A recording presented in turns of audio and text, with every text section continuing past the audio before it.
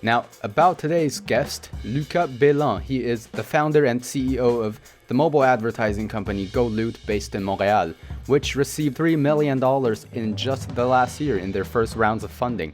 The asterisk here is that Lucas just turned 19 last summer. He dropped out in his last semester of CEGEP at Collège Jean de Brébeuf, which is the equivalent of senior year in high school, to pursue this idea that aims to revolutionize the world of mobile advertising, more specifically the world of mobile game ads that are getting more and more invasive, and let's be honest, pretty annoying.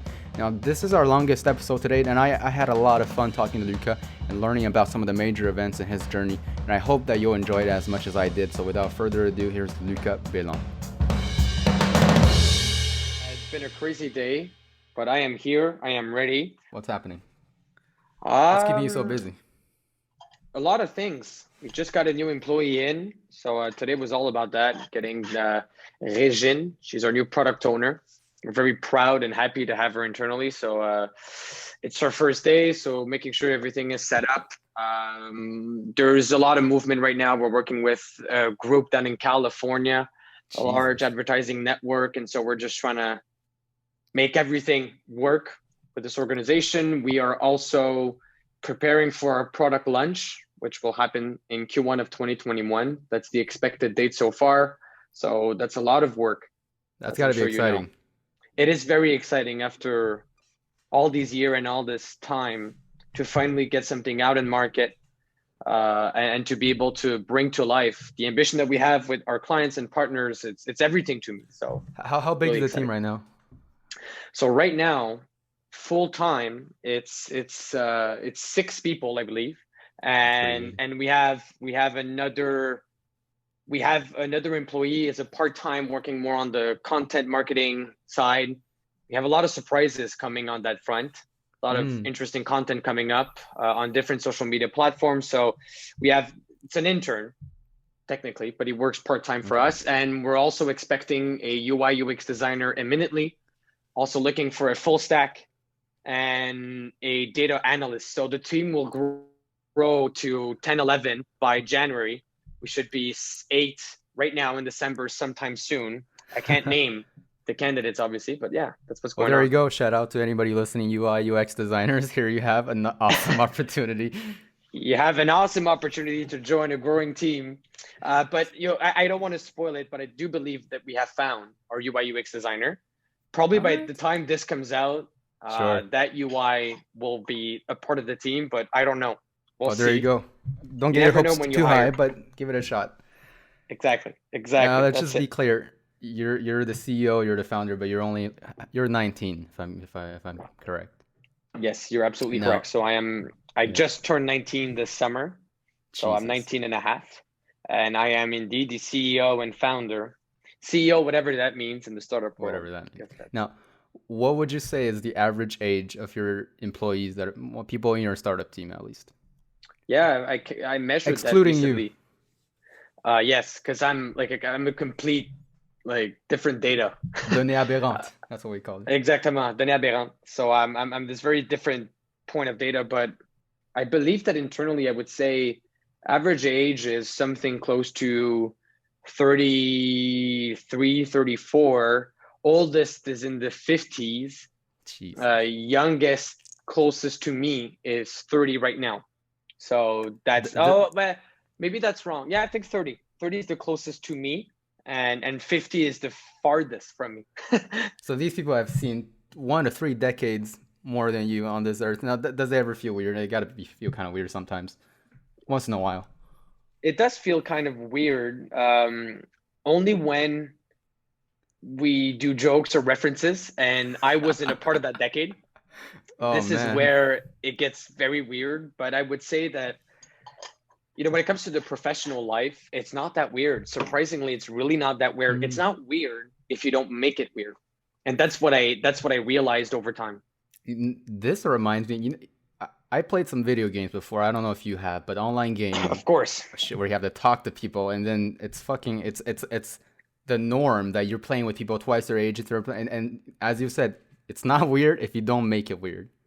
It's not weird if you don't make it weird. And I don't want to do a parallel between online gaming, which is like a shitty environment, very toxic, shitty environment and the workplace. But yes, I think, and I always say, if you want to really know what it's like to be young and to work with people or have people work for you, which is not something that I appreciate. That's not the dynamic that I try to set internally. Right. But anyway, to have people work with you that are much older, the only way you'll know exactly what it feels like is if you ask them.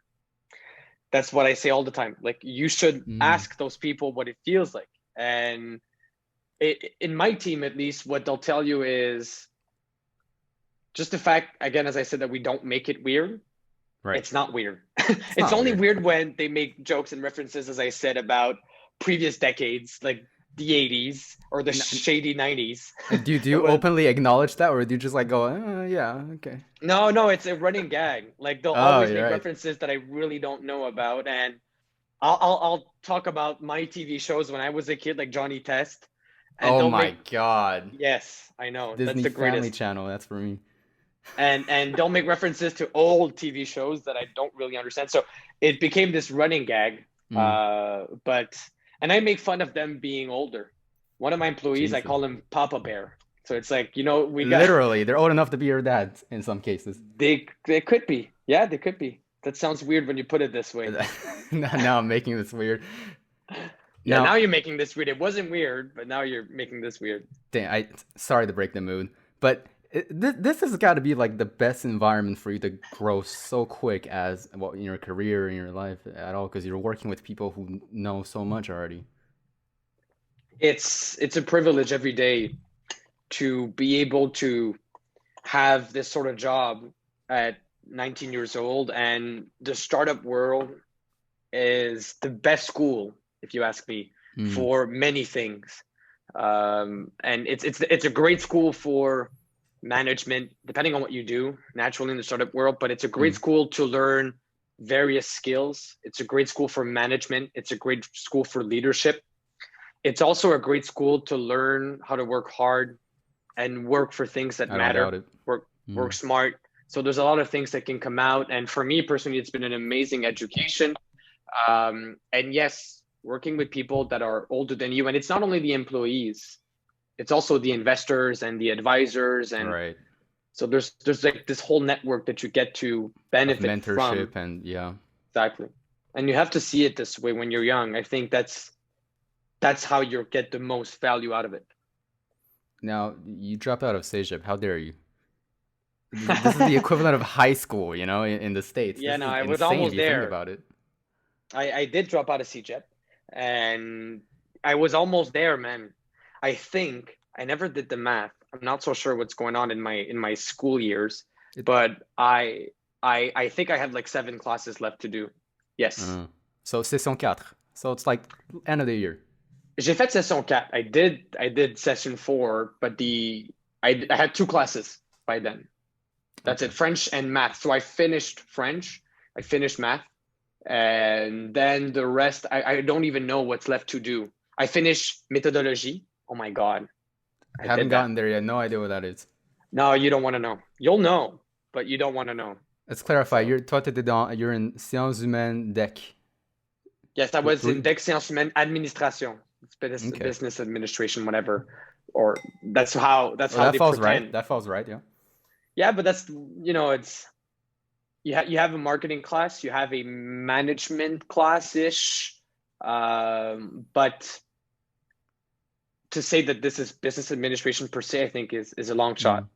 Did you mind dropping? Is it okay if we talk about the school, or do you want to avoid the name? Of course, man. Go ahead. Collège Brébeuf, it's quite the ride, and I gotta give it to you.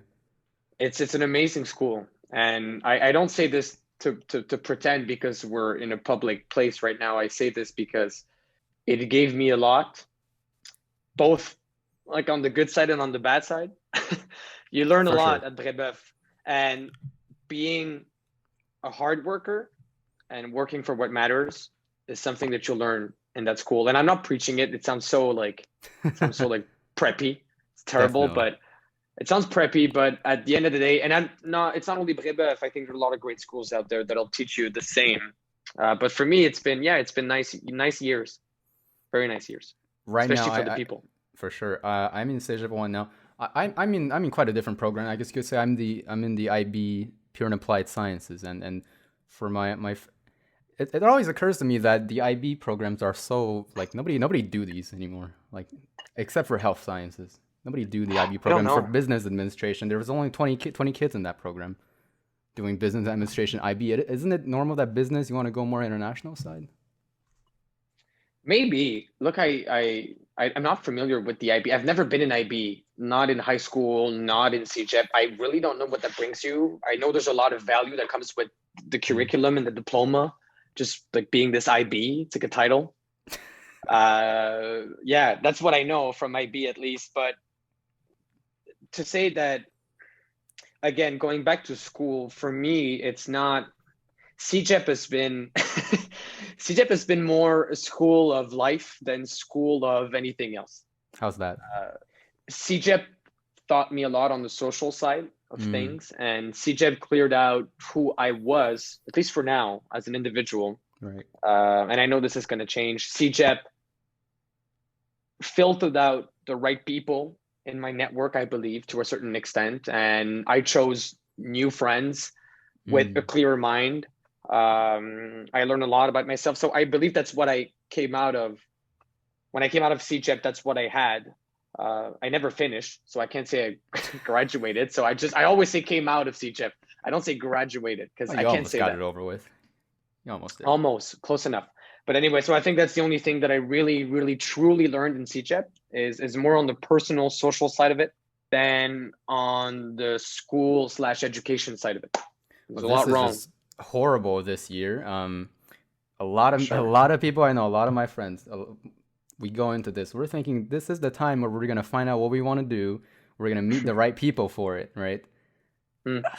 It just sucks so much because so many people are demotivated completely right now, out of motivation, out of will, because they're just sitting in front of a computer screen all day. They're not meeting anyone.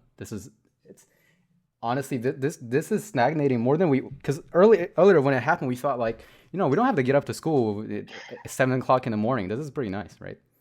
That was the case for me. That was the case of a lot of my friends. And then I realized I'm barely talking to anyone.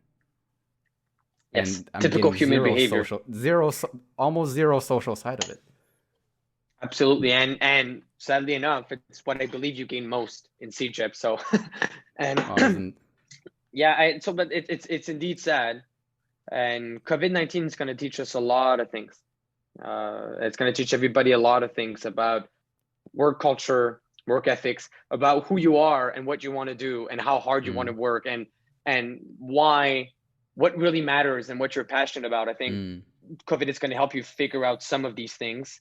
But walking into CEGEP saying that you'll know exactly what you want to do, I walked into CEGEP wanting to become a lawyer. Right. I had this side personal project that was called Goloot even back then. That was just like my personal hobby. I wanted to become a lawyer. Sec 4, I wanted to be a radiologist. Doctor, but I think what attracted me the most was the money, not so much the passion. And I think you get like 500K by looking at a picture and playing Where's Waldo. Obviously, no disrespect to radiologists, but absolutely no disrespect. It's so much education required to get there, but I think what attracted me the most was the money. To be really honest with you, and I was 15, so that's all I was thinking about. Not all, but of course, it's a thought in the back of the head, maybe. I don't know, maybe in the front. Exactly. It was a thought in the back of my mind, and I wanted to be a radiologist. Then I chose to go on the human science side in Sec 5 at Brebeuf. So I didn't do my sciences. So that completely ruined my dream of becoming a doctor, but it was the best decision I ever did. Then walked into CEGEP wanting to become a lawyer, had this side hustle, and I never finished CEGEP. I now work full-time on this. I never walking into CEGEP. I couldn't have told you that I'd be here sitting today. So there's absolutely no way that you'll know what you want to do throughout your CEGEP years. You'll figure it out along the way. It is a pretty naive statement. You're totally correct. But it's fine. Speaking of, I just want to insert a parenthesis before we move on. The funny thing about radiologists is that this is probably going to be the first job that's going to be replaced by machine learning and AI. Most likely. But there's still interactions on. There's two things. There's interactions on with the patient. And there's connecting on an emotional level that every doctor has to do, and you won't get that. What you what we also misunderstand in radiology, and I'm not a doctor, there are more pertinent people to understand that, but I do believe that they do briefings with surgeons before they walk into like the ER room or whatever, because they're going to tell them like, you have to do this, this, this, and that. As you can hear, I'm not a doctor at all. No idea what I'm talking about, but I believe that there's more to the job than just watching a screen. But yes, AI is it's gonna overthrow some of these jobs for sure. My only concern with AI is what's going to happen in unpredictable events. How will the computer react? And I understand the whole purpose of this is learning along the way, and that's a machine learning concept, but what happens if the computer makes the wrong decision? Who's liable? Right. It is just too risky, and the damages could be huge. And there's also emotional effect that doctors use consistently when they make decisions, because they're human after all. And I would wonder if some of like medicine's miracles would have happened if the decision was perfectly rational. Something that I always wonder. Elon Musk would completely disagree with me right now. I don't know him at all, but he would completely disagree. But that's the only thing about AI that I'm skeptic. We'll see. I guess maybe if the amount of, I don't know if there's any misdiagnosis in these things, but maybe machine learning could solve a lot of that and then have a lot less lower rate of anyway. Not the subject of our conversation, but that is a point that I see in these radiologists, because I know a couple of people who are radiologists, and I know a couple of people who are computer scientists, and we talked about this once, that radiologists, they're probably the highest paying medical professionals, and then their job is probably, by far, on the surface it looks easy, but it takes, as you said, years and years and years of training. Exactly. That's why they're the highest paid. There's always a reason for everything. There's no mafia at la RAMQ. There's no mafia at la RAMQ. So there's a reason why they're so rare, and it's necessary to have someone with that expertise. So explains the salary. Perfect. Back to CEGEP, back to where we were. Yeah. So you said at the end of Sec 4, you made this leap that you didn't want to do science. You made the leap to Sciences Humaines, right? This was out of pure choice and out of pure. How did it happen? Absolutely. It was understanding who I was as a person. I hated sciences and chemistry and physics in Sec 4. And I believe that too many people make the decision to pursue a career for money. Keep your doors open. Yeah. Exactly. Keep your doors open. Pursue a career, or choose a career path because of money. And what my father told me is, and I think he's right, if you follow what you're passionate about, you're most likely to succeed and get the outcome that you desire, which in my case was money. And so if he said, look at what you have as an individual, what are your assets? What are you good at? And on my side, if I wanted to nurture my communication skills, I wanted to leverage my PR strength, whatever. And I obviously hated sciences.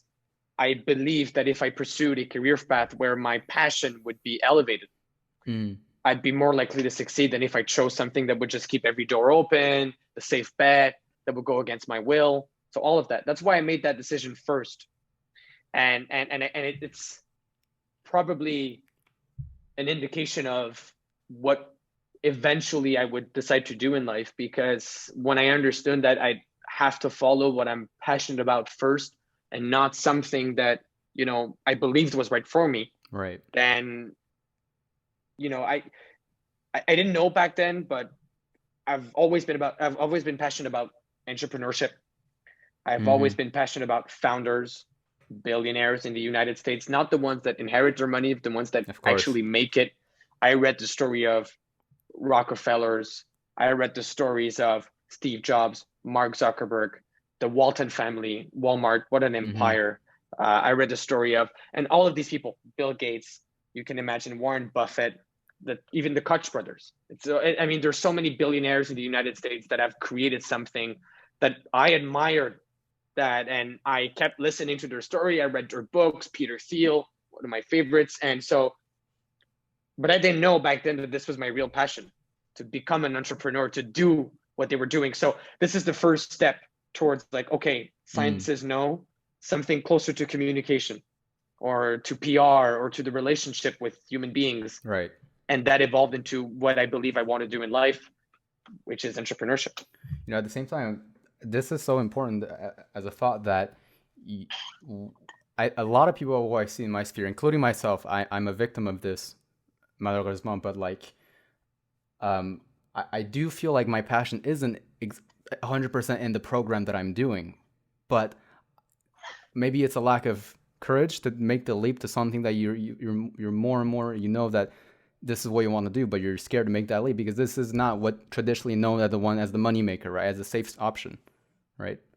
I say that if you have to think about leaving school and the decision seems risky, it's not worth it. That's my motto. So if you're really good at arts, let's say you're an excellent painter, just to use an example where you would typically believe there's no money to be made. If you paint every single day and generate no traction, right, no revenue, you're not on social media, which you should be, but you're not on social media sharing aggressively whatever you do. So there's like no clear path to success on the side of your passion. Then leaving school to pursue arts at that time is not a good idea. Right, but once you get to a point where your passion could be sustainable and you see an opening, and you'll get to a point where you're not even going to think about the risk of leaving school. It's just going to be this. And to me, it's exactly what happened. Golu has always been my passion. I always wanted to make a change in mobile games and mobile advertising. This was the play. I had been on the project for 2 years, and I spent nights and days going back to the drawing board and figuring out exactly what this innovation was going to be and meeting with hundreds of people that changed my life. And I got to a point where I said, okay, there's enough money here. I have an employee. I was in school and had a full-time employee. Jeez. That's a weird dynamic to leverage. So I had investors, I had an employee, we had money, there was clients, and a real opportunity to pursue. I said, I didn't even think about it. I said, fuck it, I'm going in this direction. There's nothing to lose. It was so obvious for you at that point. And when people refer to like the Mark Zuckerbergs and the Bill Gates, they say, oh my God, these guys dropped out of Harvard to start Facebook. That's not how it went. Exactly. The thing was there. Facebook, it had so much potential already. Facebook had hundreds of thousands of users before Mark Zuckerberg even thought to leave Harvard. And if you saw the movie, he met Sean Parker. That's became the man who made Facebook, if you ask me. He met Sean Parker, and Sean told him, you should come down to California because I have VCs that want to meet you. That was Peter Thiel for Mark Zuckerberg. So the decision was like obvious. Anybody in Mark Zuckerberg's shoes would have made the same decision. So people get it wrong, I believe, most of the time. Same goes for Bill Gates and Microsoft. Yes, he left Harvard, but Microsoft was already becoming when he left Harvard. It's funny when people say, you know, I could probably do something amazing. These billionaires dropped out. They didn't need college. I don't need college. But this is obviously not the right story to tell, and it's dangerous in a way. It's a dangerous story to tell, and it's not the right story. I don't know if it's dangerous because I believe people made it out in life without school. It's not an obligation. Right. It's not the end of the road, of course. Not at all. Not at all. And what I say, what I've said previously, even publicly, I say, I believe that school gives you the right to say you know something, doesn't give you the right to say you're the best at something. So you can say that you know marketing because you've studied marketing, but I believe there are 100,000 people that are better than you in marketing and they never went to university. So it gives you the right to say you know it. Nobody can doubt that. You know marketing. Are you the best? School doesn't give you the right to say that. Right. Before getting to dropping out, because I might have misformulated my thing a little bit earlier. Before let's go to the dropping out option. What about just choosing the program that suits you best? Because in CEGEP, this is where you start making life choices that could matter a lot in later terms. And I don't know how but I know a lot of people feel the same way in the situation that I'm in. But in my case, I chose one that is pure and applied sciences, right? Because I thought this was the toughest program, one of the toughest at least, and then this is gonna challenge myself. This is gonna get. And then now that I realize, I don't know if it's just école à distance, but whatever. But I'm starting to realize sciences is not. I don't feel like I want to do chemistry, physics later on, right? And yes. And the reason why I'm still sticking with this because, well, what first of all, it's always good to have a scientific education, but second of all, also just that making that leap, you know, because this is where it could count a lot. You feel like, but making that leap to another program that you know that you this is what you kind of want to do later on, but you're scared that because this is a more risky route. I guess this is the, as an entrepreneur, this is what you have to do, right? But for a lot of people, this leap is scary. It's not a leap. I'm not. There's two things here. One is there's nothing wrong with studying sciences and following your program, because you can get into business, you can get into entrepreneurship programs, you can get into. I'm not sure you can get into law, but probably you can get into law if you study sciences. Right. Okay. So first of all, there's absolutely nothing wrong with taking 2 years of your life to study sciences, because it's going to open up any door. Second of all is, who cares if you change program? Who gives a fuck? There's absolutely nothing to lose. What do you have to lose right now? Like, I mean, you have a roof over your head, food in your mouth. You can afford another year of CEGEP, even if that's what you need. If that's what you want to do it. People are so young to consider the risks and the dangers that come with changing program. It's not a danger. You're within the same school. The only thing you're doing is going from G150 to G350 on Thursday nights. That's the only thing you're doing. Like, really, if you look into it, that's exactly what's going on. So just take a step back and look at exactly what that decision means. It's nothing. It's nothing in the whole purpose of life. Choosing a program or changing a program is absolutely nothing. And when it comes to then going to your passion, if you want to be an entrepreneur, as I said, if you're going to quit school to pursue something afterwards, wrong decision. You're not doing this the right way. You have plenty of time. You're playing video games, you're partying, you're looking at your cell phone. How much time do you spend on Instagram, do you think? You have so much time on your hand to be able to do stuff that you're passionate about.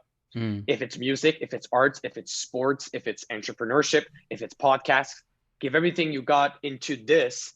And one day you'll see a window of opportunity that'll be worth pursuing. And leaving school won't even be a hard choice. That's what I believe. Reminds me of an idea another person I had on the podcast earlier. So she's a high school student, and she's involved with this, like, a human accelerator program called the Knowledge Society and stuff, and she's working on like big technologies at only like high school age, right? And she told me this idea that you reminded me of, was that the perceived risk is always bigger than the actual risk, you know? Always. And most of the time, the thing that you think are risky aren't actually risky. To be fair with you, as long as your basic needs are covered, you have a roof over your head and no financial pressure, there's absolutely nothing risky that you can do. Absolutely nothing risky. Risky to me means that you're risking your security, that's both physical and social, and or you're risking, so I'd have to be precise here. So there's the physical and social security that you could be risking that's not worth it. And there's also the risk to cut down opportunities that you'd like to pursue. What I mean by that is, if you choose to go in the army per se, then obviously the risk that comes with such a hard decision is you won't be able to pursue entrepreneurship passion on the side, because it's all you got. So once I decided to invest myself in Goloot, I was renouncing to maybe improv and theater, which was another field that I loved, something that I wanted to do and probably could have pursued, but that's the only risk that you got. And to me, as long as you're 18 years old and your basic needs are covered, it's like, don't come to me talking about risk. There's just no risk, absolutely no risk. And looking back, we're all gonna see that exactly what you're talking about. It's always in retrospect, it seems so simple, but in the present moment, it seems complicated. Absolutely, and it's okay, and that's perfectly human. And I don't want to make it sound as though my decision was obvious and like I'm the Siddhartha Gautama that saw it all. Like, absolutely not. I absolutely not. But you get to a point where the decisions you make that people perceive as risky, once you're in their shoes, put yourself in their shoes, they're not risky at all. It's the right decision. Absolutely, 100%. Like, I guess when a friend of mine, Caden Primo, that's the hockey player, he's involved in Goloot. He chose his professional hockey career, is now a goaltender for the Montreal Canadiens, and there's nothing risky about that. The kid's great, super talented. School is absolutely nothing to him. And so you would say, wow, what a risk to pursue sports. No risk, man. He's good. He's good. He's got a future with the Montreal Canadiens. He makes more than most of us. So he's got financial security. So, I mean, there's no risk. There's absolutely no risk. And that's exactly what I mean by that. And another thing, because a lot of people feel, at this point, a lot of people feel the pressure to become something, but people don't realize that they can always reinvent themselves at any stage. I wouldn't say all the time, but like they could always find a way to reinvent themselves. Yeah, and it gets harder and harder when you're 30, 40, 50 and you have this family pressure, and you have to manage your own supply. Yeah. But when you're a kid, which is exactly what you and I are, when you're a kid, there's nothing to worry about. These are the greatest years to try things out, to discover. And Gary Vaynerchuk says it so well. I'm sure you know Gary.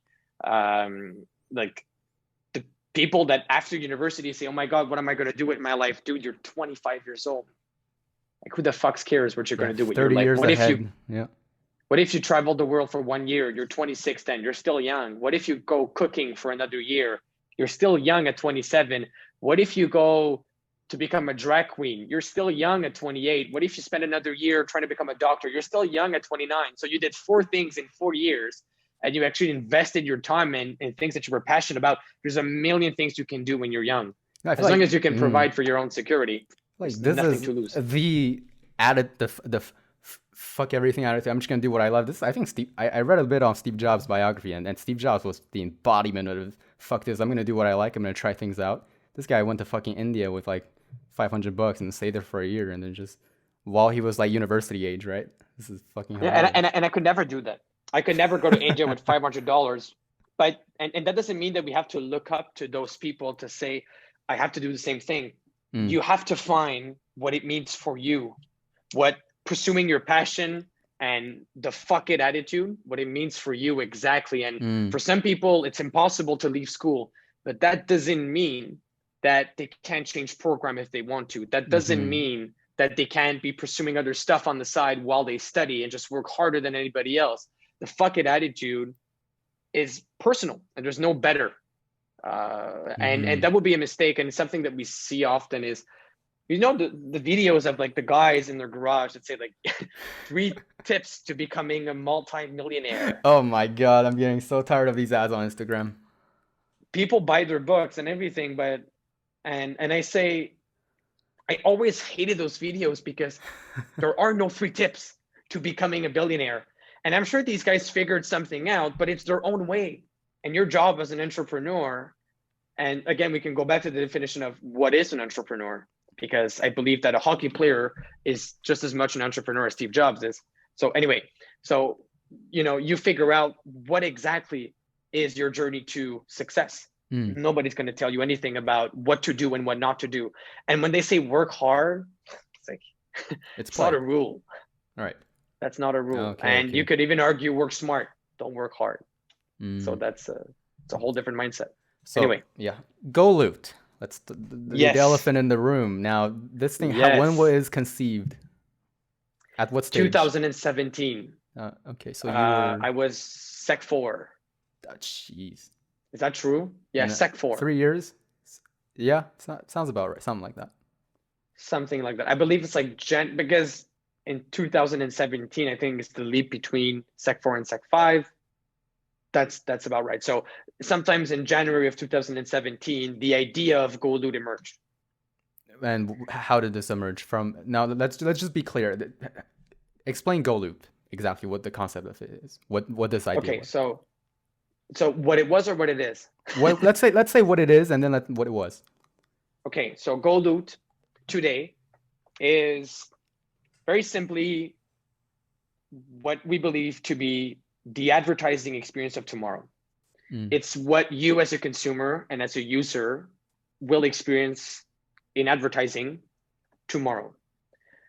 I started with the mission to change the way we engage with mobile ads by focusing on the experience, the H factor, that's happiness, focusing on the relationship between users and brands, and how to create meaningful interactions and advocacy on a user standpoint. There's such a disconnect between user interest and advertising formats in this world. Video ads are shitty. Interstitial ads are shitty. Facebook ads suck. Twitter ads suck. Sponsored ads suck.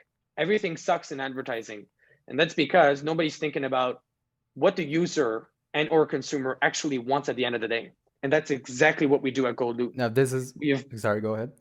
No, I'm just going to finish. Yeah. So we've built a format that allows brands, local and or international, to reach users in millions of mobile experiences around the world and create those interactions with those consumers that result in purchase. It's a full advertising cycle from impression to purchase, and we enable the entire process. Now, That's exactly in terms of mobile advertising, it is mostly only mobile right now. It is exclusively mobile as of right now, but this doesn't mean that our ambition cannot go beyond. Of course. Who knows? Now, which environment are we talking about? Are we talking about all like social media apps, websites, or games? Social media apps and advertising are natively managed. That means that the platform itself, like Snapchat, TikTok, Instagram, and Twitter, have their own advertising technology, and they run their own ads and they manage their own demand. It's a unique supply environment where the only publisher is the app itself. Now, there are millions of mobile games, close to 2 million, I believe, on the Apple Store, that need advertising on a daily basis. There are millions of fitness apps, streaming apps, finance apps, food apps that need mobile advertising to monetize their user base. And that's exactly where Goloot comes in. We're not the only players in this huge landscape. There are hundreds of companies around the world that are fighting for this advertising space. The only thing I believe they misunderstand is users want ads that are meaningful, that bring them value, that create interactions that are valuable and meaningful. Again, other words that I use, create interactions that have a happy outcome. Right, because in the end, there's nothing wrong with ads. They could get you what you need. They're letting you know what you could need, where you could get it, and they're also most of the time they're paying for the app that you're using. The concept of advertising is not wrong. Advertising is essential. It's the lifeblood of capitalism. There's absolutely nothing you can do without advertising, and it's the oldest business in the world. And aside from prostitution, but anyway, second oldest business in the world, advertising. We don't preach that there's something wrong with the concept of advertising. We preach there's something wrong about the way advertising is being done in 2020. Because what happened is in the last 11 years, mobile devices have been around for 11 years, iPhone, smart devices. iPhone came out in 2009. So it's not that long. In the last 11 years, the advertising landscape on mobile has shifted its focus towards brands and the collection of data, not so much on the user experience. And back in the 1970s, 1960s, the Mad Men's, or as you've seen the TV show, a little bit, is actually a funny slang for ad men, advertising men, people in New York who worked in advertising, but they were legit mad. Like they were fucked up in the way they did ads, and they promoted the Pepsi Colas, the Nikes, the Unilever that you know today. They created every single principle and concept in advertising. And the slogan they came up with, it's in the first episode of Mad Men, the TV show, is advertising is about happiness. And they are so right. And in the last 11 years, everybody forgot about that statement because we've moved into passive advertising where the user's experience and choice is completely ignored for the benefit of what the brand wants, the data that we need to collect, the targeting that has become hyper targeting that now feels sketchy and scammy. And like, what the fuck? Do you hear me when I talk in my kitchen? Because I get on my computer and I see those ads, right? So there's this whole play that Goloot is after to create this mobile advertising experience that will matter to consumers around the world. That's exactly what we're after. Yeah, and ads are getting more and more aggressive too, invasive, because there's so many competition out there, I guess. Especially mobile games. Now I remember like 5 or 6 years ago, I could play a game and have no ads and just have fun in the game. Now every 30 Yes. seconds, I get bombarded by this other thing. You can virtually not play mobile games anymore. Well, because mobile games, the freemium model, which is that mobile games are free, and then they try to convert users into premium, so paying users, Right. was popularized late in the 2010s, something like in 2014, 15. But the initial games that came out on iPhone, by the way, the first games that came out on iPhone were actually web games because the Apple Store didn't support games. So there was no games before that. But once Apple made a move for games, these games, you had to pay for them the same way you would pay for console and PC games.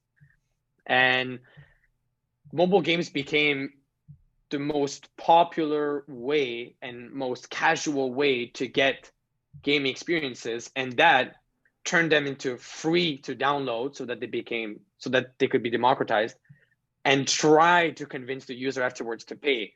And that is extremely hard to do. And so very smart men and women built the concept of monetization, which is to generate recurrent revenue out of non-paying users. And the only way to do that is through advertising. And so if a company like Ketchup that does these hyper casual games want to generate more and more revenue, they have to increase the number of ads or increase the value of those ads. So it's pretty easy to understand. Of course. The issue is now we're in 2020. There are 5 billion mobile device owners. About 2.3 billion people play mobile games all the time around the world. 2/3 of Canadians and 2/3 of Americans play mobile games as we speak. And ads have become this necessity in mobile games, but we don't really know what to do with them now because we can't increase their value because the results are flat, and we can't increase them in quantity because users hate them. So what the fuck do? We do Goloot. Right. The current model, the current situation is that we're reaching kind of this plateau, right, of effectiveness. Exactly. So how does yeah, go ahead. So what I don't know how secret you have to keep this since your launch is coming next quarter, but what exactly is the position or the perspective that Goloot is going at? Yes. So I don't really have to keep this a secret. I can give you some information. Goloot is going to provide product-driven advertising that's all about rewarding the users for its interactions. Okay. So every time that you will engage with the ad, you will be rewarded, whether it's with in-game or in-app currency, or with discounts, promotions, gift cards that'll be attached to the product you want to buy that are exclusive to you. And we have created a unique technology that will allow you to take action on the ad in a meaningful way. That means to be able to save it to your wallet, to be able to share it with friends, to be able to buy it instantly without having to leave to a shitty e-com website. Right. That's everything that we have built. So it's a convenient, meaningful, advantageous experience for users. And we can even power with that with video ads. So there's a lot of directions we can go into, but this is exactly what's Goloot's going to be doing: product-driven, reward-based advertising. Reminds me, I guess you can say a really, really simple base model that exists right now is that you watch this 10-second clip, you get a second live in your little game, stuff like that. And this is now going to taking this, but growing as much as you could. It's going to the next level where you will watch your 10 seconds video and then you dismiss it, which is what 95% of people do, even closer to 99. There are no exact statistics on that, but we know that the engagement rates and click-through rates in mobile advertising is horribly low, because when you watch a video, put yourself in your shoes. Like, close your eyes, imagine yourself watching a shitty video of a stupid game because you don't really see brand advertising. And then at the end, they ask you to download the app. Who the fuck's going to download this shitty app? Nobody. No, that's the truth. And if it's a brand advertising, they're going to ask you to click on learn more. Who the fucks want to learn more? Right, I want to get back to my fucking game. I asked that question. Who wants to learn more? Who wants to shop now after watching a video ad? No, that's the truth. And it's exactly what we're after. Right. If we were able to bridge that gap between e-com and ad to give you products, promotion, discount, things that actually matter to you and are hyper targeted, and that you can take action on without having to leave your game experience and get through the whole shebang of discovering an e-com website, then if we can do that, this is where the future of mobile advertising lays. And then there are so many opportunities once you open up those doors.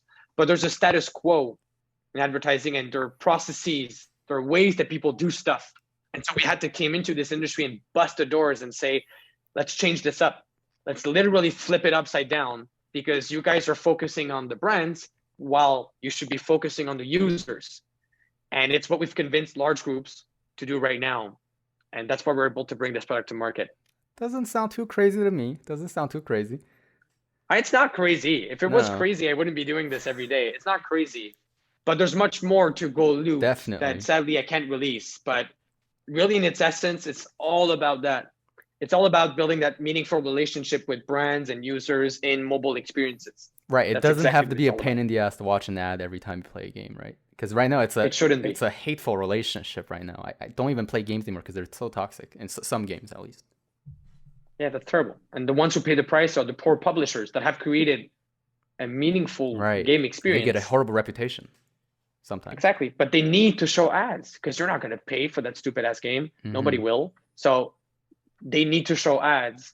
And what if there was a better way? Haha. A win-win situation. You're right. That's exactly it. A win-win situation. Definitely. Correct. I definitely see it.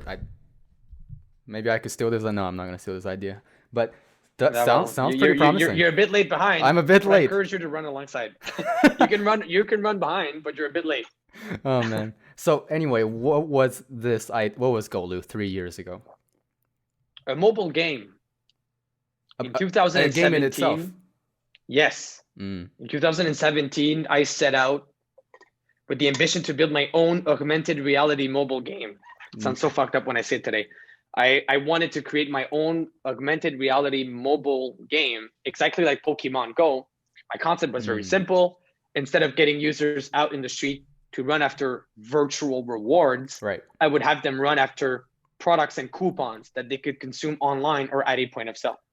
Oh, geez. What I called the hyper gamification of products and services. So imagine playing this crazy AR game, but instead of being rewarded with virtual currency, you accumulate things that would allow you to buy a pair of Nike shoes. Real life things, right? Transcending games into real life, or vice versa. Bridging the gap between reality and the virtual world, right? So this is exactly what I wanted to do back in 2017. I was inspired by Pokemon Go because they were the first step in bridging the gap between the real world and the digital world. And I wanted to make a commercial twist out of that. And it failed. It was a huge failure. I took the game to Paris.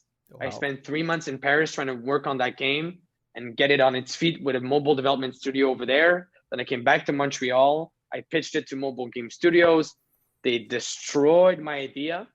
And yeah, they did. Absolutely. And this pushed me to Goloot.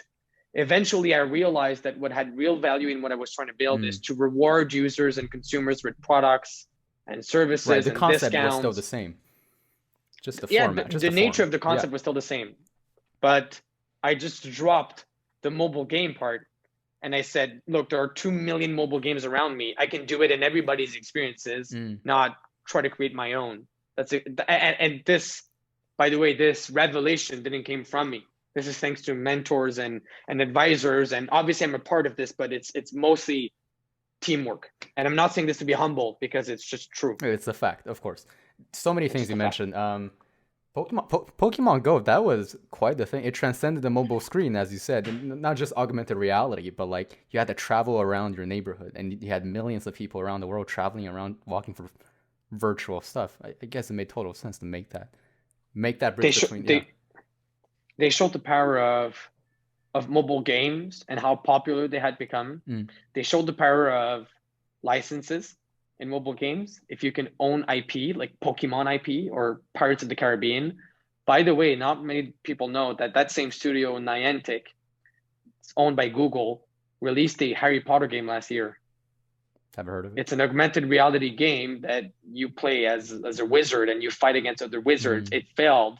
It wasn't as popular as Pokemon Go, but they Right. kept that mindset of acquiring IP licenses Mm-hmm. and building games around that. So they were like innovative Mm-hmm. in that sense. They indeed transcended the mobile screen.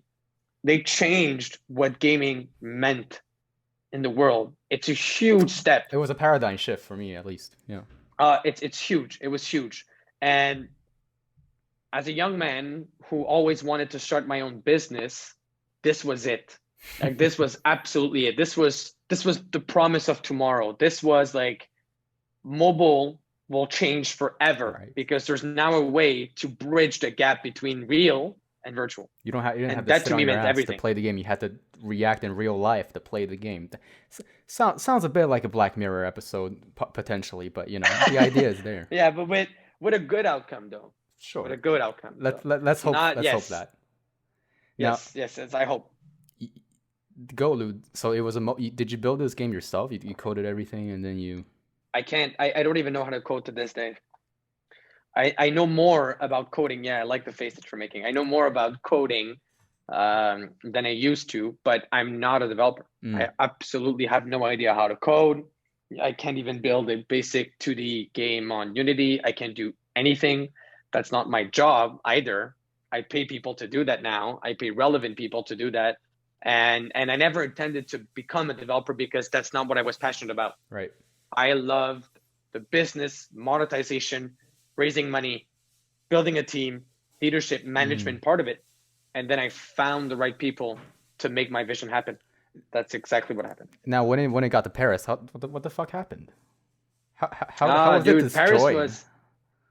Paris was everything. Paris is the first time that I worked for a legit company. Oh, okay. And it was a small company, Right. 25 people, I believe. And so I got to discover marketing, UI UX design, which is Okay. something I had never heard of before. And it's funny, but I'm just going to make like just a small comment on what I say. Your generation, and there's no gap between us, but like you guys are so educated on tech and entrepreneurship. Go to my Conventum and ask people what is UI UX design. The percentage of people that know about UI UX is smaller than in your generation. And it's absolutely crazy to realize. And I believe that my year was the first year that Jeune Entrepreneur, the GE, picked up. And then the year that came after me, it just became more and more popular. Oh, the after school program, of course. Yes, exactly. You have to realize that when I was in Sec 4, like nobody as a teenager knew about UI and UX design. So like to you, it sounds somewhat obvious, but at that time, I don't know what happened in the last 3 years at Brebeuf, but at that time, like this was not something that was known and common. Anyway, so I got to discover UI UX. I got to discover, Sorry, go ahead. Management, leadership, and tactics. Yeah. I got to discover accounting. So I brought that entire expertise back to Montreal. And the studio, what they did for me is they helped me shape the concept of the game, and we built characters. We did design for that game. Like we built a storyline. And when I came back to Montreal, they introduced me to one of our like leading and growing studio in Montreal in virtual reality as well as mobile games. And that studio, the founder and CEO, still a great friend of mine today, completely destroyed my ambition to make Goloot. And he was right, because I needed that slap in the face. It was absolutely right. Well, how did you get to Paris? Was it like an invitation from someone, or did you just decide to pitch something there? No, my mother was born in Paris. Oh, okay. And her cousin is the CEO of a large game company called Asmodee. They do board games. They're behind Cologne Catan. They're behind a lot of huge titles. And they just started back in 2017 or 16. They just launched a digital studio that was responsible for taking those board games, physical board games, and making their equivalent on tablet and cell phone. And so I asked my mom if it would be possible to get an internship in Paris through my uncle, and they said yes. So I packed up my bags and I lived with two of my cousins over there. Right. And I was taking the train every day and like going to work. Like I had my 9 to 5 at Paris. Really? Yes, I was taking the train every day. I was eating lunch with everybody in small cafes, and This was it was my job. Sec It was my 5? job. How you were 17? Somewhere between Sec 4 and Sec 5. Oh, that's wow. It was my job. I loved it. Loved it. So what did you do day to day exactly at that point? Everything. As I told you, they allowed me to discover every single department. So Wow. I would do administrative stuff. Like they would ask me to my real job, like what I would do every day when I came to work was I would sit down and they would give me their daily monetization data. Oh. So how many daily active users? Mm. What was the churn rate that day? So how many users did we lose? How many downloads? What's the eCPM? So effective cost per mil that's going on right now in their games. Right. What's the ARPU, average revenue per user? And I was using different platforms to measure that. And my only job was not to do the analytics, but was to crunch the numbers in an Excel so that they had a report every day for every single one of their titles. And so that's what I would do at first, like before lunch. And then after lunch, I did pretty much what I wanted. Like I sat down with developers and I asked them the stupidest questions like, okay, but tell me exactly how you position something on a game so that the bottom is top left corner. It's something stupid. And so they would show me the code. I didn't understand anything, but I just wanted to see how it happened. And then I was on I could go see the UX flows that they had on the wall and get the designers to tell me like, this is what we're doing. We're going to do A/B testing for this and that. And so I even got time to spend with customer support.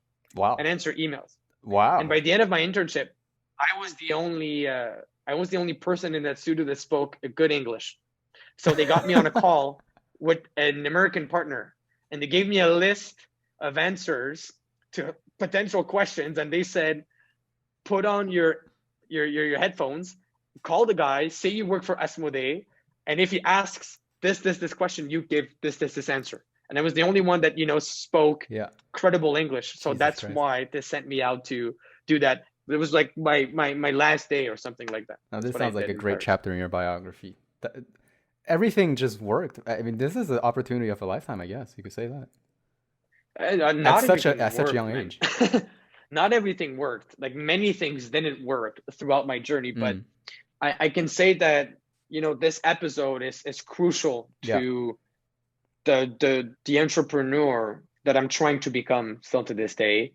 And it was also crucial to the evolution of Goloot, because I got to understand so much in how a business is run. They used to do Friday meetings every single week. The CEO would gather everybody, 25 people around a table, and every department would be responsible for, they would say exactly what they did this week.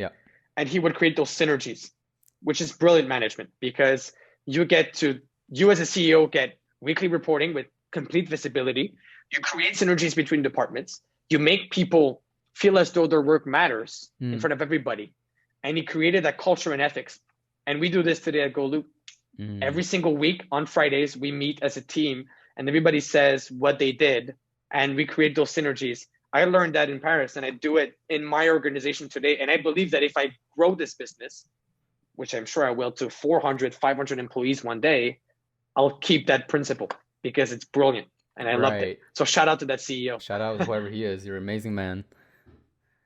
So yeah, this idea of not splitting your entire company into departments and just keeping them separate, but really unifying them at the end of the day, making sure everyone's, even though they're working on different departments, different things, we're still working as one team. That is crucial. It's brilliant, and it's absolutely crucial in management. It also creates a culture where even the smallest, newest employee or department can have a word at the table. And that creates a culture where everybody feels valued and appreciated. It also creates a culture where everybody feels like as though they participate to the growing success of the venture. Because during the same meeting, the CTO will tell you what he did today, and the customer service part-time student will tell everybody what he did today. And he feels as though he's part of the ship. And that makes the difference. It's night and day. What's the atmosphere like? Because you spoke at the big boys table and you were just like everybody else. there was no big boys table. Oh, of course. That's I'm sorry. that will Formulated that wrong. no, but that's what Yeah. no, but that's exactly what was brilliant about his concept, Mm. which was there's no big boys table. Exactly. Just get everybody a voice. And so I would have to report what I did this week also with everybody, and I would also be taking notes. So the first 2 days I was just like sitting back, and he introduced me on that first day. Mm. I was just sitting back and taking notes on what he did. Fact of the matter is I took enough note because I do it today in my own company. So like this this changed my life, changed my vision of what management means. He's gonna feel happy to Right, hear this guy was a genius. one of a little seed he had in his office just grow up to be something very big one day, hopefully. Amazing. It's amazing. What a guy. Yeah, no, but and I wasn't paid. Mm. So like it was just for free, but they gave me so much. So much. It's like I can't even describe how much they gave me and how much they invested in me. And this gentleman was so genuine, so forthcoming in letting me hear what was going on, let me participate in the venture so that one day I could become my own. And there's also potential to create synergies between our organizations, because it's not like if I was trying to start an electric car, I was also in the mobile game field. So it made perfect sense for him as an individual to mentor me as a young kid. I guess an important point to pull from this is that no matter who you're talking to, always treat them like if you're talking to teens, kids, if you treat them like adults, they'll behave like adults and they'll learn so much quicker than if you treat them like who they are, and treat them as what you want them to be and not treat them like who they are in that way. That's so right. And a minority of people will be patronizing with young, ambitious, driven individuals. The vast majority of people in this world are generous of their knowledge and time, are always willing to lend a hand. Yeah. Will give you everything you need to succeed. It's a misconception to believe that people will patronize you because of your age. It's the other way around. And yes, it will happen, but it's a minority of individuals, and you have to work over those. But that's indeed a very good point. I don't think there's education that's needed in this world on the fact of helping young people train and become better. I think adults nowadays do it very well. I think at least that's my own experience. The only people who would patronize them probably would see that as a threat to their own character in that way, because somebody so young is trying to get at something what they're doing at an older age, and it would cause them to react in certain ways. Yeah, of course. And also, if you're young and you perceive criticism as an attack, then obviously you start feeling like the whole world is against you. But you need people to criticize. You need people to tell you your idea is shit. A reality check. And yes, as Kevin O'Leary says in Shark Tank, take it behind the barn and shoot it. So you need people to tell you that, like literally kill it dead if it's not worth pursuing. You don't always need people to tap you in the back to say, "Oh my God, how amazing you are! You deserve a golden star." It's like, no, that's not true education. So maybe the people who think that everybody's patronizing around them, and I don't want to say this as a general statement. I think people are living horrible experiences, and that's really sad and too bad. But on my level, at least, I saw that criticism was fair and necessary. Right. This is a point of view that is important to adopt, especially when you're young and working in an environment where people will probably know a lot more than you. You have to let your ego down and then just be humble and continue to learn. And another idea. What ego? Yeah. The question is, what ego? What do you got? Like, who are you? Exactly. It's not logical. That it's not reasonable. It's not reasonable, and it's okay to face criticism. You need that criticism. It's the most valuable thing anyone will ever give you. So you should embrace it, welcome it, instead of feeling as though it's an attack to your person or your credibility. Absolutely. It's not. You have no credibility. You're nobody. Like everything is to learn. So get in that mindset and you'll get it right. Another important idea I have to pull is that how important it is to throw yourself into an environment that might seem scary. Like, I wouldn't say scary for you, but like throw yourself in an environment where you're working with all adults, right? For a lot of people, this is going to seem scary. Being an intern at such a young age at a large company of people who know exactly what they're doing. But it's so important to throw yourself with courage into that environment.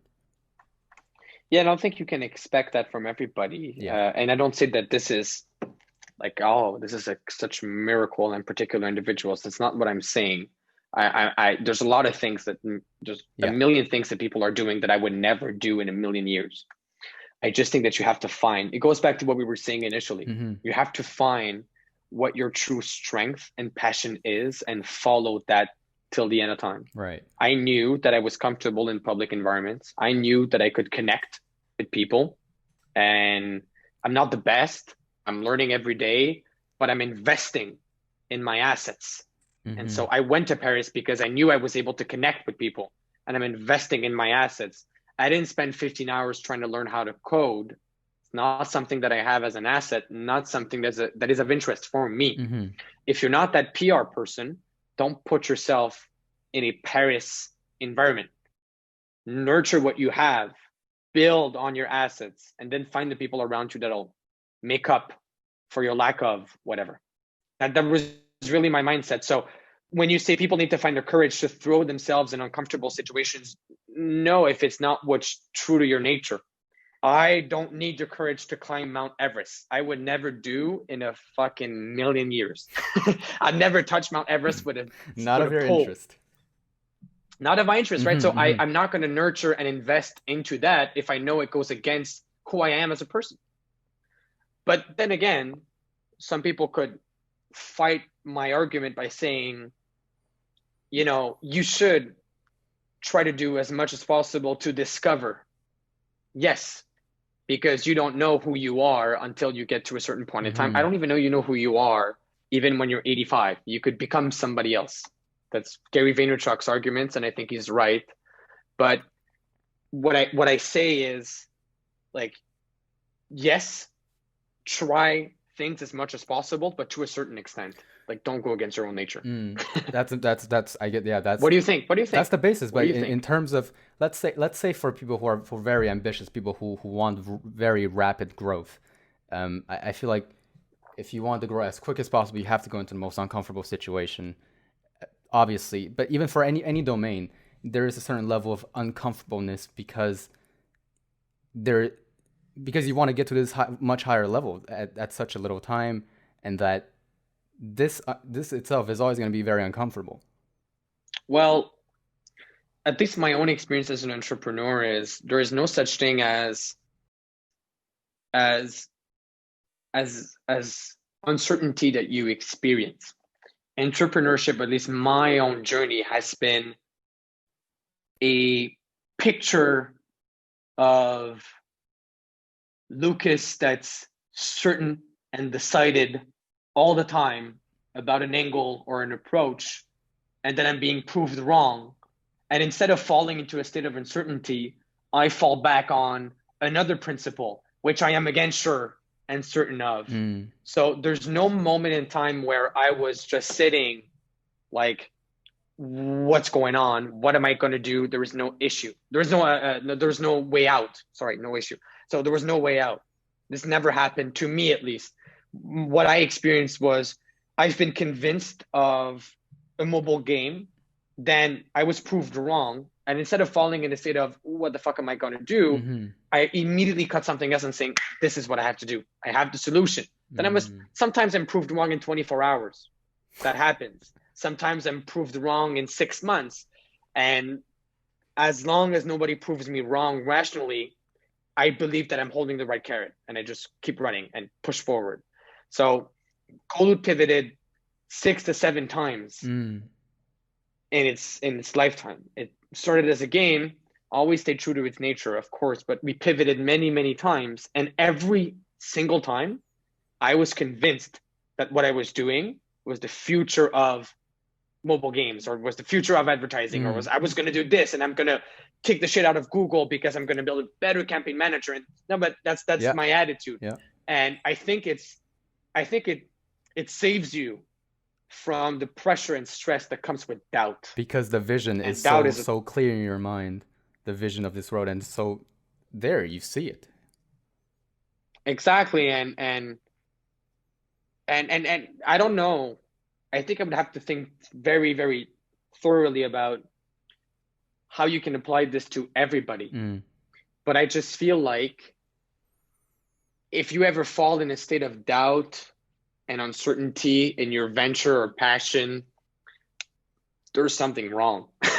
There really is something wrong, because you should be consistently convinced. Some people prove me wrong in an hour. I'll say something like, we should do this.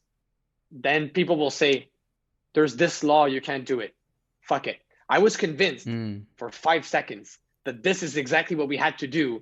Then they said no. So I'm convinced of something else now. That, okay, it's not this, it's going to be another journey. And if I haven't figured out exactly what it's going to be, then I'm still convinced of the principle that advertising needs to change. So I always have that foundation of convincing, of being convinced. That's what I rely on. And there's no single second in my journey where I was doubting of what the future of Golu doubting that could grand look vision. like. That grand scheme of things always stayed there. Always. And you always have to be certain. Always. How did this mindset of yours come to, like, mindset that criticism is here to help you? Because it has to be harsh, especially at such a young age. It has to be harsh at first. It has to be like, damn, these people just destroyed this idea that I had. How did you learn to take it so well? My personality changed a lot in the last years. I used to be someone that talked really fast, and I'm trying my best now to be as composed and calm as possible, and to make sure that people understand what I mean. Yeah. So I've grown. All of this to say I've grown throughout my journey as an entrepreneur. And there are many times where criticism, and even to this day, that I don't like or appreciate criticism. Right. And there are many times where I've refused to acknowledge that I was wrong, where I should have. It happens to many everyone. times, but it happens to everyone. But you grow, you have to grow through these experiences. If you stall, you're never going to go anywhere. You have to grow through these experiences. And when I got that major criticism of my concept, I left that office again convinced of another path. Again convinced that, yes, my principle was right. My idea was good, but my means to an end were not. And so I had to change that. And so we can imagine this. There we go. Let's go in like very theoretical, philosophical concepts. Go ahead. We can imagine this as different foundations of convincing. Right. That's how I see it. Different levels. The highest level is, at least on a business standpoint, and you could even apply this to any passion, is the product market fit. Okay. And product could even be in sports. So your talent will meet the needs of an organization, and you will be hired to play in the NHL. Sure. That's the maximum product market fit you can get. As an entrepreneur, if you're social media, it's to get 50 million users to subscribe to your platform with 5 million DAUs. So you got product market fit. So that's the ultimate convincing that you can have as an individual. Right. So back in 2017, I had maybe the second or third level of convincing, which was, I want to change the way we do mobile games. That's an idea. We do mobile advertising. That's an idea. And then I said, it's going to be through a game with hyper gamified products and services. That concept, maybe level 4 and 5, was destroyed. You fall back on the premise of, I need to change mobile advertising. And if that's destroyed because some ideas are shitty, you fall back on the principle of, I want to become someone that's successful. And I want to have success building my own company. And that's the bedrock. It's impossible to go below that. And if you start doubting that, you're on the path to failure. So you have to keep that certainty and convincing. And lucky enough, my passion, which was to follow the route of mobile advertising and to change the way people engage with mobile ads, never got destroyed along the years, because it was a relevant concept, and it still is to this day, even more than it was back in 2017. But as a kid, I tried to melt candies and form a glass that you could then consume. That's disgusting, man. It is disgusting. I bought Jolly Ranchers at Castro with my brother, and we melted them in a pan. Nice. Like, no, it's fucking disgusting. And then we took paper and we poured the candy around a plastic cup and froze it in the fridge. And then the candy was disgusting. I don't doubt it. One The single candy bit. was disgusting. So the idea was shitty, right? Right. But then I fell back on the principle of I want to be successful. So fuck it. If this is not the one, so I was at the bedrock, right? I was at the bottom.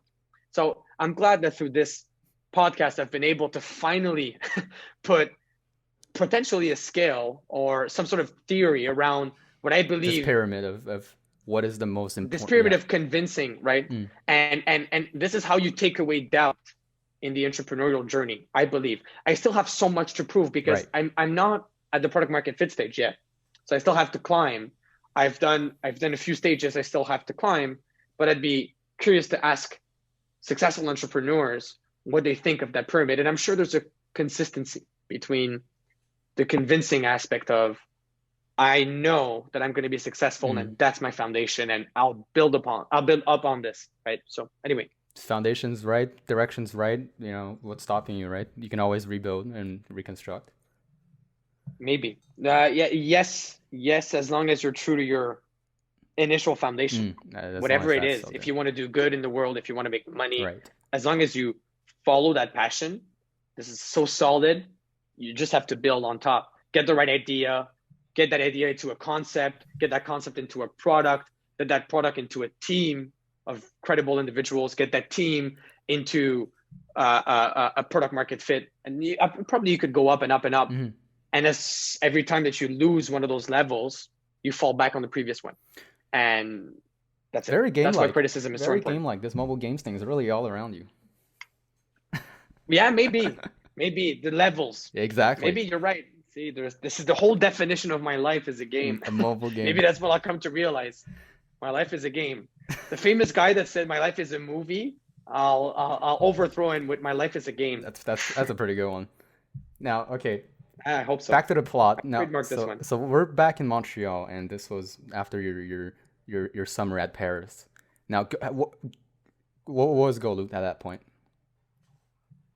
So, as I said, once the idea was completely destroyed of building my own mobile game, and essentially what they said, and they were right, is if you're trying to build both a mobile game, which in its own is an entrepreneurial endeavor that requires knowledge, money, capital, etc., and an advertising technology that integrates into that game. So you have to manage the demand, you have to manage the advertising processes, you have to manage the transactions, blah, blah, blah. Yeah. These are like two separate entrepreneurial endeavors. And maybe Elon Musk would tell you to think big, but at that time I was 16 and I had absolutely nothing. And so what he told me essentially is refine that idea because it's not realistic. Think of what has value in what you do. Right. And one of my advisors at Golu, Mitch Garber, it's a famous entrepreneur in Montreal and a dragon. He puts it very well. He says that most entrepreneurs, and I don't want to quote him like exactly, like don't keep me accountable, but he told me one day something in the line of most entrepreneurs don't really know what their business is. And he's so right. So it was my case. Okay. I didn't really know what my business was at that time. And so when someone told me, refine it, I spoke to one of my mentors, Thierry, and him and I, over a 5-hour work session, something like that, came up with the concept of let's forget the mobile game and build an SDK that could be integrated in different mobile games. And we would be responsible for rewarding the user with coupons and discounts and products. And we could repeat that experience in hundreds of thousands, if not millions of different mobile game experiences. Now, there was a big lack of understanding on my side. I'm not going to talk about his because he's an extremely, pertinent entrepreneur. But on my side, there was a huge lack of understanding of the advertising landscape in general. Right. But at least that concept was a lot closer to the nature of Golu today. So that was good refinement. And so I came back to the same people who criticized my idea. And I said, I built a one-pager. I don't even know if I have it. Maybe I do. I built a one-pager. It's very old. Okay. One-pager. Let me see if I have it. Go ahead. Close to me. Yeah. Yes, I do. I'll show it to you. I'll show it to you. And nobody's going to be able to see this in the podcast, but it doesn't matter. You'll cut it out. I'll show it to you. I built this one pager on so many papers in Goloot. I built this one pager, and essentially it was exactly what I'm telling you right now. Right. An SDK that would integrate in different mobile gaming experiences and reward users for their daily accomplishments with products, coupons, and services. The sacred text. So I'm looking for my what? The sacred text. Yeah, exactly. I'm looking for my one pager. I can't find. Oh, there you go. This is the one pager. Oh, This wow. is It's much 2017, simpler and than I it's like- imagined. Yeah, of course. It's a one pager. Yeah, of course, but should be super simple to understand. absolutely. So if I can walk you through it, man, I'm so glad I found that. Shouldn't you have that thing like framed? I should. That's so brilliant. This is history, man. This is history in the making. Okay, hold on. So it's in French. Look at the old logo. We don't even use that brand anymore. But the concept was you're in a mobile game and you get this day 3 bonus and you can choose food, cafe, cinema. So whatever you like. And then that triggers a coupon that you can add to your wallet. And the wallet was a separate mobile app. That was a Goloot mobile app that you as a user would have to download to collect all of those coupons. And if you consume those coupons, they would reward you in your game with bonuses, in-game currency, whatever.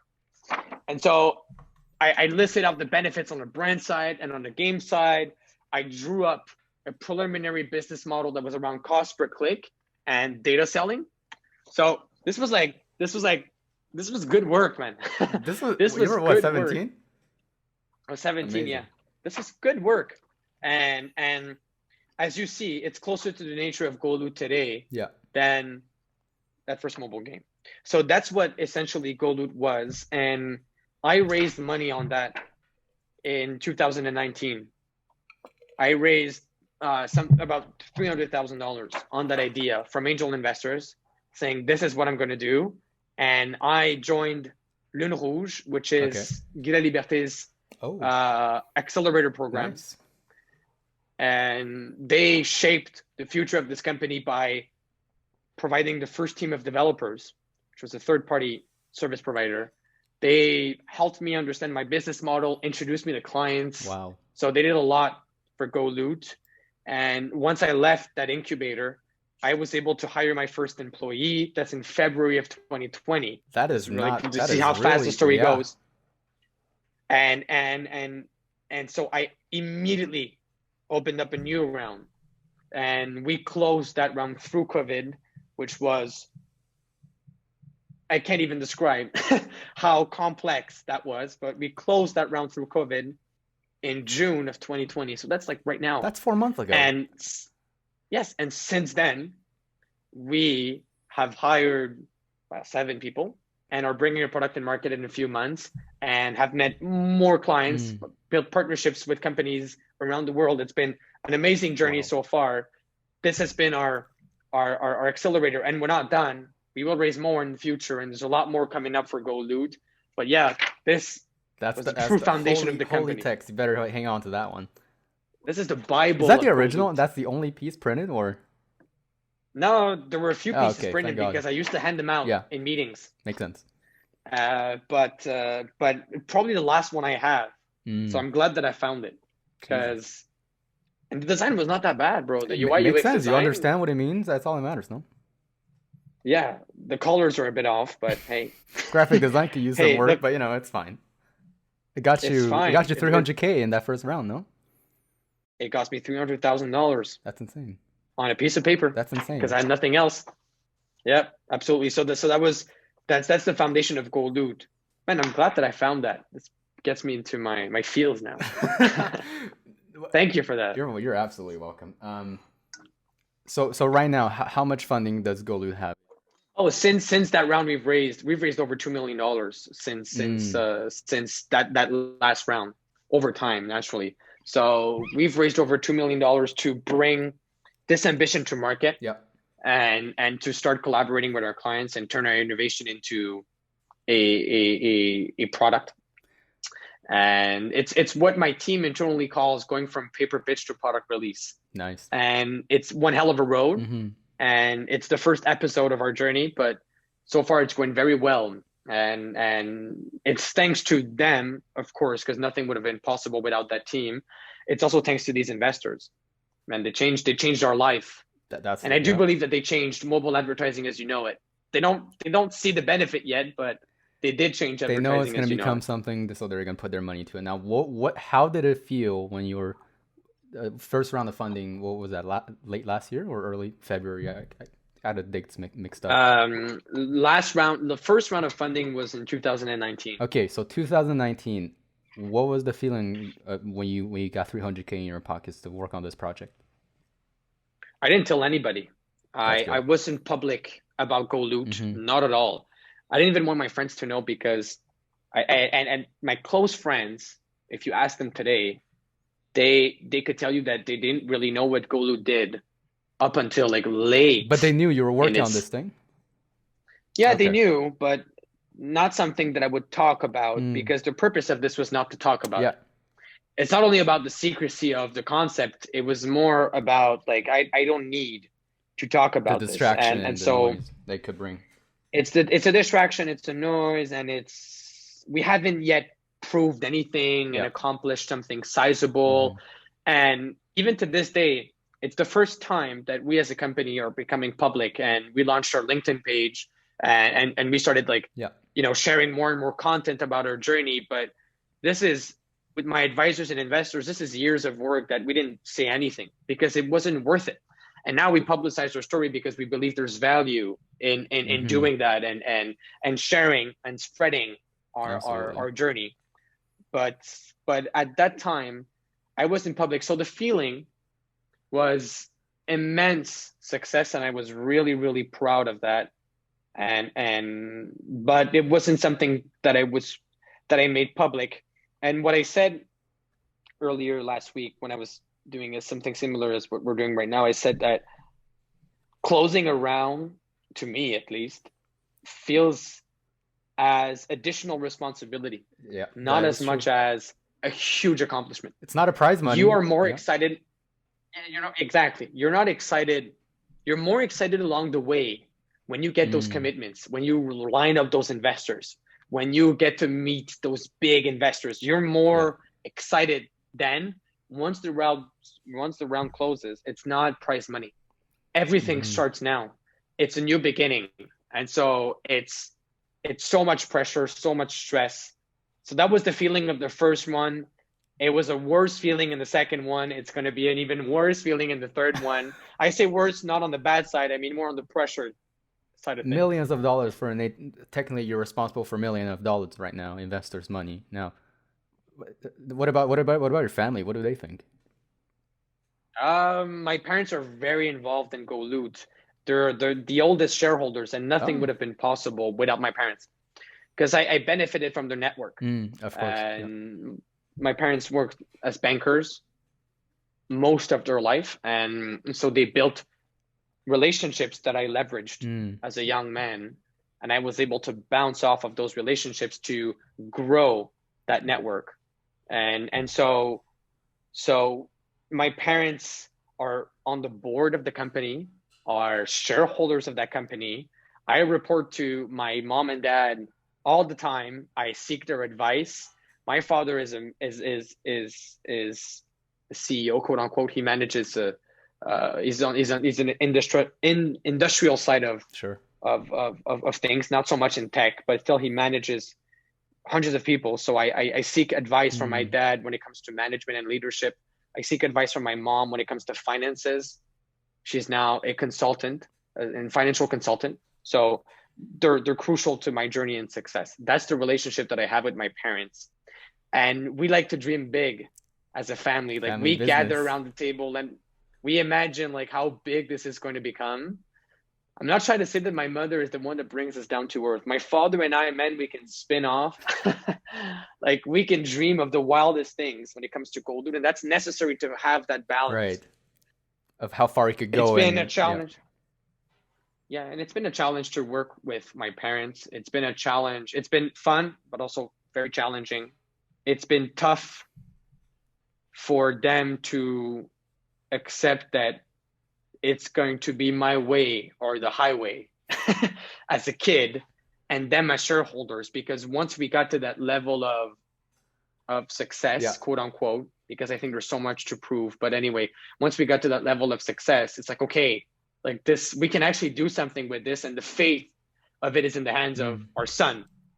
But we found a way to build that healthy relationship and balance, and it works. It sometimes leads to fights, but it works. It just works. Especially in company and startups, things of very, very high volatility and stress. Bringing family work relationship, this is pretty tricky. It was. And so we made it clear. I made it clear with them very fast that this was my endeavor. And if it failed, it is entirely my responsibility. And if it succeeds, it is entirely my responsibility. And I know how to congratulate people for, the service and the help that they provide. It's impossible that Goloot would have never become what it is today if it was only of me. So I would never pretend to say that this is all about me, blah, blah, blah. But what I meant with my parents is, and we made it clear that this was my baby. And so, yes, you can comment, and yes, you can suggest, but you'll have to live by my decision. That's very important. And so it is very important. And I asked them to trust everything in me to get it right.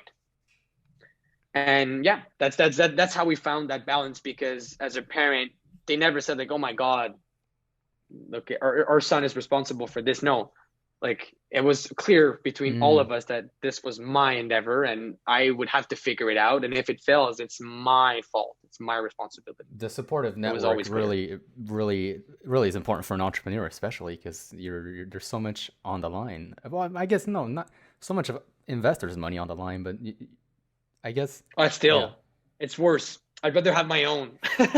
I'd rather have my own. I'm nowhere. Well, I'm nowhere near that financial freedom, but I can't bootstrap a 7-people team. Forget it. And invest in tech and innovation. I can't do it. But anyway, that's not the point. The point is, there's a lot more pressure when you're accountable in the eyes of other people, and they expect you to succeed. And I manage their money more carefully than I manage mine. It matters so much to me, so much, and I don't want to disappoint them. So it's increasingly more pressure than if it was my own. So yes, that answers your question. Has it ever turned into like as a fear in a way to disappoint these people? Yes, it's been. I've been anxious many times along the way, for sure. Like my journey is not always sunshine, and that's when you have to rely on many people around you, and it's many. It's my girlfriend that has been like a support system for me on her own, because the problem I had with my family is that they're also involved in the business. Their interest, conflicts of interest. So as much as they want to be supportive, it's like it's all right to fuck up, but don't do it again because we want this to succeed, right? So it's like this weird balance. They're not gonna plot to kick out the CEO of the company anytime soon, maybe. No, they're not gonna do that. But so when you become anxious about those things, it's another topic. But you have to find people around you to pull you out of the business and the job and remind you that you're still a kid, and it's okay. It's okay to be worried and stressed and anxious about what you're doing. And it's hard sometimes to manage people. It's hard to have 7 people that work for you and you're only 19 years old. It's hard to manage money when you're 19 years old. It's hard to pitch clients. It's hard to fail. But you have that support system around you that reminds you of what truly matters at the end of the day, and you pick yourself up. So yeah, that's an excellent point. It's an excellent point. It's another topic because there's so much we could go 2 hours on just how important it is as an entrepreneur to have something that back you up, because entrepreneur is such a stressful thing. Because I don't think I need to go into detail of how entrepreneurs, especially in the startup stage, it's tedious work, man. Oh man, it's yes, it is, and it feels good because it's fun and it's your passion, and you're so proud of everything. And people usually undermine how proud you can be of a simple product demo, of one pager, a new hire, yeah, of a fucking one pager. That's right. So it's not only about the very high highs, like raising money. It's also about getting a good idea is so fun. Like when we brainstorm as a team and we nail something, it's so fun. Signing a client, being on time, reporting to investors positive news, all of these things are so encouraging and so It's the fun. little So things. people focus on the high highs, Right. but the entrepreneurial journey is filled with constant celebration and constant achievement. And of course, there are failures and there are downs and there are poor and bad moments, but trust me, the highs make up the lows all the time. All the I time. think I called an entrepreneur. I used the word tedious. That's the wrong word. Don't roast me for that if anyone's listening. It is not tedious. It is. Well, the one thing that's exciting about being an entrepreneur, because you have so much freedom at the same time, as in where to explore your ideas, where to go, what to do. It's liberty in a way. Besides all the money pressure. Look, for me, it's the greatest job on earth. You have no boss. You work your own hours. You come up with ideas. You work an insane amount of hours, but they're worth it. You come up with ideas. You can actually turn ideas into action without having to go through red tape and bureaucracy and processes that take half a year to, start implementing. So this life is a thrill. This sort of process is a thrill. And to try and fail is so nice. People under-evaluate how nice it is to try an idea and then fail and say, oh man, we tried it. But at least we have the liberty to try it, to bring it out to market, to call a consumer, to call a client and say, we do surveys. We ask people all the time what they think of our processes and of our products. And to hear people say, this is shitty. Okay, but we had a great idea. And now we know, and we move forward and we build on that foundation. It's consistently that. That's what's so amazing. It's fun, and it is fun. I mean, if you're up to this kind of things. If you're up to these kind of things, and some people are not comfortable in that environment, and you can't blame them. Of course. And I don't think that enterprise is where I would be the happiest Lucas ever. I think startup is my niche, just by the nature of my personality, and that's okay not to like it. But if you believe that you like it, oh man, it is so nice. It's very, very nice. It's a very fun journey. Man, and at this age is preposterous, man. What are you doing? You're at 20. What are you gonna do? Are you gonna go to university or not, or just full time? I guess, obviously. I already study at university right now. I take a classes at Harvard Business School online. That works. Naturally, I'm taking management classes right now. I have a hard time completing them, but I'm taking those. But it's a good reason, because you're literally running the company. It's not because of something else. Exactly. So it's worth it. And so it's also the fact that I never pretended that I could stop learning. That's exactly what I wanted to put into motion, because I don't want to get to a place and a time where I believe that I know everything and that I'm going to learn by my own and fuck everybody and fuck the school system. No, there's value everywhere, and I have to be, consistent in how I learn and get access to more and more information. Even if it bores me, who cares? If I get 3 things out of that class, I'll be a happy guy. I really do admire the humility of your. It helps you get so much in life when you see things as an opportunity, right? Everything as an opportunity. I appreciate what you say. Yes, I do think that as long as you keep, it goes back to my theory. As long as you're convinced of what you want to do, and you keep pushing, it's going to bring you somewhere. I don't know where, but it's going to bring you someplace somewhere. Yeah, just like the thing, Golu, you brought it to some place and then it got destroyed, but it brought you to a better place even. It's up and down. Because I relied on another principle of mine, which was that mobile advertising needed to change. And so you come up with something better. And if that principle was again destroyed, I would rely on, I want to do something. And I tried melting candy to build a cup of glass that was edible. I then tried to create a mobile game, and luckily enough, this has been a successful journey so far. That's good. But if it wasn't that mobile game, it would have been something else, I'm sure.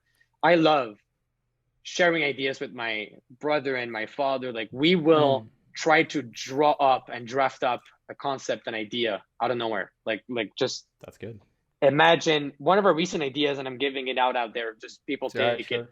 Go ahead. I believe there's a change in peer-to-peer. You know what peer-to-peer is? Peer-to-peer in what context? Just So peer-to-peer selling is like a consumer selling a product to another consumer. okay. It's Facebook Marketplace. No. The issue with Facebook Marketplace is, especially right now with the trend of you want to buy a PS5 or an Xbox Series X, you'll never know if that product actually works before you buy it. Okay. And you don't know if the person is a scam, and you don't know, right? So I'm drifting away from the topic of this podcast, but I was thinking that peer-to-peer needs a revamping. Someone has to figure out a way to create a marketplace where both supply and demand are verified, just like you have the confidence to sit in someone's car that's an Uber driver and you know that person's not going to kidnap you. You should have that same confidence when it comes to peer-to-peer selling, so that you'd be willing to pay $700 for a PS5, knowing that when it gets to your house, it actually works. And there are many ways you can go about this, but just to tell you how much like my desire for change, and that's just very personal again, but my desire for change and innovation makes me think about stuff, and I want to share it with people, and I like that. It's like that's me. That's just me. And it could be anything else for you, as long as you nurture what moves you. I think you'll be able to come up with something good. I think this is great advice for everyone. Now, who let you think so disruptively? All you have is things that are completely bouleversé l'industrie, and then just I don't know, man. I don't think I'm bouleversé. I just have had fucking shitty ideas. I use this platform to share the great ones, so I sound so amazing. It's like Gary Vaynerchuk that always like says, "Oh my God, I invested in early on in Facebook, Tumblr, TikTok." Like, you think the guy is a genius. You don't want to know how many times he failed. He doesn't publicize that, but you want to know how many times he failed. I don't, but it's probably hundreds of times. So again, I don't have only disruptive ideas. I only share the good ones. That's good. I think of shitty stuff, but I only share the good ones. It takes a lot of ideas. It takes a lot of ideas to have a couple of good ones. So you know, it's the right way to do it. Wow. Again, this is a great quote from you. I should write that in my future book. Yes. Takes a lot of ideas to have good ones. Exactly. And that whole concept ties back to you should nurture what moves you and you're passionate about. If you like ideas, man, think about ideas. Write them down on paper. Talk to people. Criticize them. If they fail, you rely back on the principle of, I need to change something. Go back to the drawing board. And then you'll build a stack that'll lead you to product market fit. And eventually you're going to have to do it no matter how many times you try. Well, if you don't do it, it's fine, because it's not always about the destination. Because Golu might not be work for an end, but you have this foundation. If Golu fails, you probably have another thing working. And it's not going to stop anytime soon. I don't know. I really don't know what's going to be the next one. But it doesn't matter. Think about it. It doesn't matter at this point. I don't know. It doesn't really matter, because I know, and I have the confidence to know that I'm always going to rely on my basic principle, which is I need to have success through change. And if that's personal, that's not something that resonates with everybody, but for me, that's it. And it's honest. And if Goloot fails, yes, it is. And if Goloot fails and I fall back on that, it's okay. I'm not lost. I'm still convinced of something. Man, I'm not doubting. Now, and after, what would you tell your younger self in 2 years ago, in the place that you are right now? Anything, or 1 year ago? Something that you should really want to tell your younger self. I would tell me, don't talk too fast. You talk so fast, Lucas. Calm down. Think about what you're gonna say. That's what I would probably tell myself. Aside from that, man, I really don't know. I think I'm too young to reflect on my own journey just yet. We talked about throughout the podcast. We're like, you're as a young man, and then it's funny because we're both extremely young again. Yeah, we're both extremely young, and look, exactly what you realize. Like I don't really know what I would tell myself, because I believe that through every failures, it's essentially what brought us here to Goloot. And without those failures and without that criticism, I don't think we would be in the same position today. So the only thing I can think on is I would go back to my younger self and say, and try to prevent the failure. But at the same time, no. Why would I? Because I grew so much through these failures.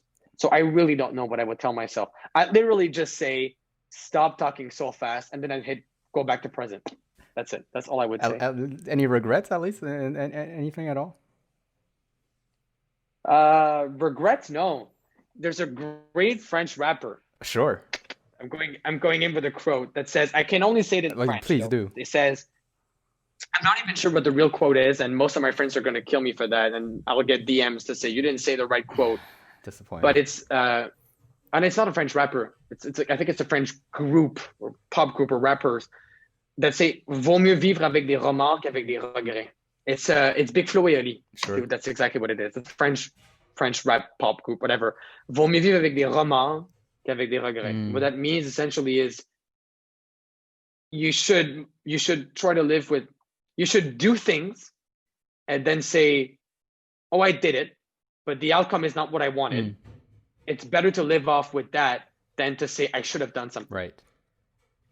So any regrets? No, because since I was younger, I've lived with that principle. And my favorite quote, which was actually the background of my cell phone, is John F. Kennedy. Every accomplishment starts with a decision to try. I've had that since I was like 15. It used to be the wallpaper of my cell phone. So that was just my mindset. Well, 6:56. Thank you so much. Anything you want to shout out before we end this? Because I know you got a lot of things to do. Yeah, sadly enough, I have another call to go to at 7. But yeah, it is. So look, the only thing I want to tell you is thank you for the platform that you gave me today. I enjoyed our conversation a lot, and I love doing these things. And I say it every time, like if I can get more and more invitations just to talk, I'm always happy to do that. And if anybody who's listening to this right now want to reach out to me on LinkedIn to discuss whatever, I'm not in a good position to teach you things, but if you want preliminary criticism, call it this way, on whatever you're doing, or if you want to talk about your journey, or if you want to give me advice on where to go with this concept and product, please reach out. Don't be afraid. Like literally cold email me on LinkedIn and I'll answer. I answer every single DM. There you go. If it's a thank you, I'll answer. like anything. So that will be my final message. And again, my final thank you goes to you because it's been really, really nice. Thank you. And I appreciate those. Shout out to myself. Yeah, you deserve it. You deserve it. Thank you. Thank you so much for listening. If you've reached this far, tell your friends about us, and please consider subscribing and leaving a positive rating if you've enjoyed it. It's free, then you can always unsubscribe, but it means the world to me. And also, if you want to stay in the loop, you can follow us on Instagram at The Visionaires. You can also email us at thevisionairespodcast@gmail.com if you want to say hi, if you want to come on the show, or anything like that. All right, that's it for now, everybody. See ya.